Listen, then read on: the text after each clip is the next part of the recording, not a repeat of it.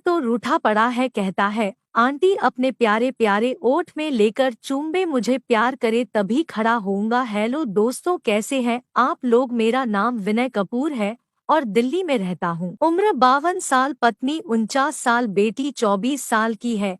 अभी 6 महीने पहले ही उसकी शादी हुई है। बेटी की शादी में ही मुझे मेरी समधन बहुत भाग गई, करीब 45 साल की। सच कहता हूँ, उसको देख के दिल में ख्याल आया कि अगर इसको खेलने को मिल जाए तो जिंदगी का मजा आ जाए। मैंने यह भी नोटिस किया कि वो भी बड़े ध्यान से मुझे देखती, मेरी हर बात में इंटरेस्ट दिखाती। उसका नाम सुमन चोपड़ा है, एक हाई स्कूल में वाइस प्रिंसिपल है, पढ़ी लिखी और खुद को बहुत अच्छी तरह से संभाल के रखा है उसने। खैर, मैं तो बेटी वाला था सो अपने दिल को काबू में ही करके रखा। शादी ठीक ठाक हो गई, मगर उसके बाद जब भी हमारी मुलाकात होती वो हर बार मेरे साथ कुछ ज्यादा ही फ्री होने की कोशिश करती और ऐसे ही हम धीरे धीरे एक दूसरे के काफी करीब आते चले गए। मन ही मन में उसे चाहने लगा था, मगर हमारा रिश्ता ही ऐसा था कि हम छुप कर भी ऐसा कोई संबंध नहीं बना सकते थे, क्योंकि अगर इस बात की किसी को भनक भी लग जाती तो इसका सीधा असर मेरी बेटी के वैवाहिक जीवन पर पड़ता। पिछले महीने वो हमारे घर आई, वो अकेली ही आई थी। संयोग से उस दिन मेरी बीवी भी किसी काम से अपने मायके गई थी, तो हम घर में बिल्कुल अकेले थे। उसके आने से मैं अचंभित तो हुआ पर खुश ज्यादा हुआ। मैंने उसे अंदर बिठाया, मरून साड़ी में वो बहुत जंच रही थी। सोफे पर बैठी तो ऐसी बेतकल्लुफी से जैसे अधलेटी सी हो, और ऐसे बैठने से उसकी साड़ी का आंचल नीचे गिर गया और उसके विशाल गोरे खरबूजा जैसे उसका हेलमेट फाड़ के बाहर आने को बेताब थे। 2 ग्लासों में मैं शीतल पेय लाया और एक ग्लास उसे पकड़ाकर उसके सामने बैठ गया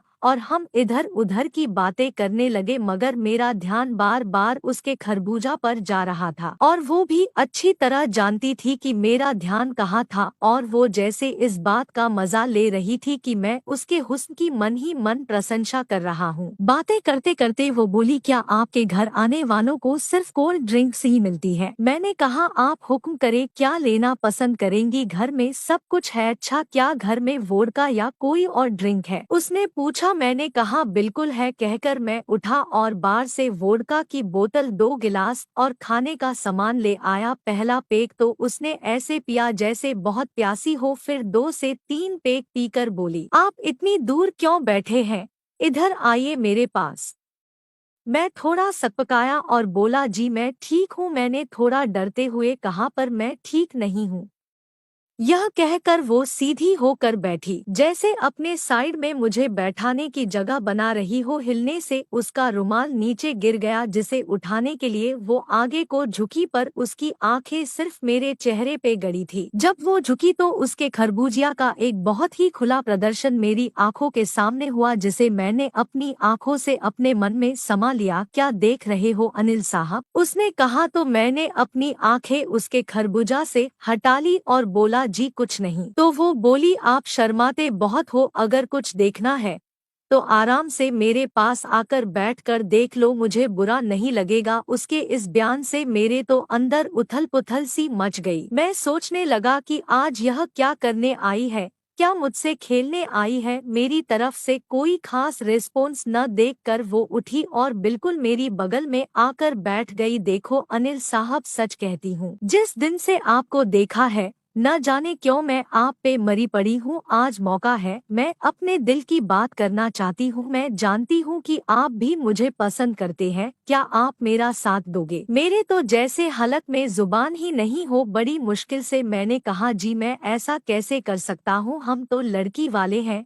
वो तपाक से बोली, अरे भूतनी लड़की वालों की, यहाँ मैं क्या बात कर रही हूँ और आप क्या कह रहे हो? मुझे बड़ी हैरानी हुई उसके मुख से गाली सुनकर। वो बोली, देखो अगर दिल है तो बोलो, नहीं तो रहने दो, मैं चली जाती हूँ। अब दिल तो मेरा भी कर रहा था। मैंने कहा, देखिए आप जाइए मत, मगर मेरे लिए ये सब बड़ा अजीब है। अरे मुझे औरत हो अजीब नहीं लग रहा और आप मर्द होकर शर्मा रहे हो। सच बताओ, अगर मैं आपको खुली ऑफर दूं तो आप क्या करोगे? मान जाओगे या इनकार कर दोगे? देखो सुमन, तुम जैसी हसीन औरत को कोई बेवकूफ ही ठुकराएगा, मगर मुझे अपनी बच्ची की चिंता है। नहीं तो मैं तो कब से तुम्हें दिल ही दिल में चाहता हूँ। मैंने कहा तो क्यों न आज 2 चाहने वालों के मन की मुराद पूरी हो जाए। यह कहकर उसने अपने खरबूजे की हेलमेट के बटन खोलने शुरू कर दिए और हेलमेट उतार कर फेंक दिया। फिर खड़ी होकर वो भी सब उतार दिया। अब वो मेरे सामने सिर्फ विल की हेलमेट में खड़ी थी। अब तो मेरे लिए और भी मुश्किल हो रहा था। मैं खड़ा हुआ और उठकर उसे बाहों में भर लिया। बाहों में आते ही उसने मेरा सर नीचे को खींचा और अपने ओठ मेरे ओठ पे रख दिए। फिर तो मैं उस पर टूट पड़ा और मैंने भी बिना किसी हिचकिचाहट के उसके ओठ चूमने शुरू कर दिए। तो उसने भी मेरी हेलमेट के ऊपर से ही मेरा चूहा पकड़ के तैयार करना शुरू कर दिया। जब चूहा थोड़ा सा तन गया तो वो बोली, अनिल अपना चूहा बाहर निकालो, मुझे चुम्बना है। मैंने कहा, सुमन तुम तो बहुत ही खुला बोलती हो, अगर बोलने में इतनी तेज हो तो थोड़ी तेजी अपने एक्शन में भी दिखाओ और खुद ही निकाल के चूम लो। वो झट से नीचे बैठी, मेरी हेलमेट खोली और मेरे चूहा को हाथ में पकड़ के बोली, अनिल तुम पर उम्र ने अपना असर दिखाना शुरू कर दिया। नहीं तो आज तक जिस किसी के सामने भी मैंने अपने हेलमेट उतारे हैं उसका हमेशा तना हुआ चूहा ही हेलमेट से बाहर निकला है। मुझ थोड़ा ग्लानि महसूस हुई मगर फिर भी मैंने संभाल कर कहा, अरे यह तो रूठा पड़ा है, कहता है आंटी अपने प्यारे प्यारे ओठ में लेकर चूम्बे, मुझे प्यार करे तभी खड़ा होऊंगा। वो हंसी और मेरा चूहा अपने मुख में लेकर चूमने लगी। मैंने अपने बाकी के हेलमेट भी उतार दिए। पूरी तरह से खुला होकर मैं सोफे पे बैठ गया और वो मेरे पाँवों में नीचे फर्श पर बैठकर मेरा चूहा चूम्बे लगी। मैंने उसका बचा हेलमेट भी उतरवा दी। भूतनी के बदन पे कहीं भी एक घास तक नहीं था। अब तो बात मर्दानगी पर आ गई थी। मैंने कहा, नहीं दम तो बहुत है,